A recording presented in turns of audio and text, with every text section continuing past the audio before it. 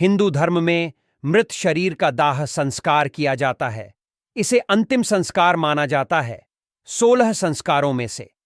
जब किसी हिंदू परिवार में कोई मर जाता है तो मृतक को घर में रखने से लेकर अंतिम संस्कार करने तक कुछ विशेष अनुष्ठान किए जाते हैं और अगले 13 दिनों तक।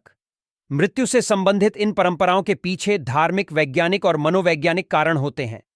इन परंपराओं में शामिल एक अनुष्ठान यह है कि जब अंतिम संस्कार की शोभा यात्रा घर से श्मशान भूमि के लिए निकलती है तो मृतक का एक संबंधी मृत शरीर के आगे एक घड़ा हाथ में लेकर चलता है और एक जलता हुआ घड़ा या उपला इस घड़े में रखा जाता है। संबंधी अपने हाथ में आग वाला घड़ा क्यों लेकर चलते हैं? आपने घड़े को एक पतली रस्सी में बांधे हुए और उससे निकलता धुआं देखा होगा। सभी हिंदू अंतिम संस्कार शोभा यात्राओं में इस घड़े को हाथ में लेकर मृतक के परिवार के लोग शोभा यात्रा के आगे चलते हैं।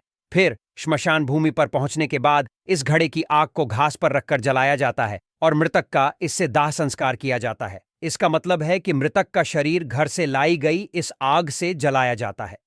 मृतक का घर से लाई गई आग से दाह संस्कार करने के पीछे एक विशेष कारण है।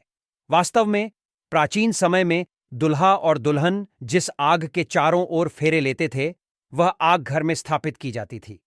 इस आग का उपयोग घर में यज्ञ, पूजा आदि में किया जाता है। मृत्यु के बाद भी इसी आग से दाह संस्कार किया जाता था। आज भी उसी अनुष्ठान के एक भाग के रूप में घर से आग जलाई जाती है और एक घड़े में लेकर श्मशान भूमि तक ले जाई जाती है और फिर मृतक का इसी आग से दाह संस्कार किया जाता है।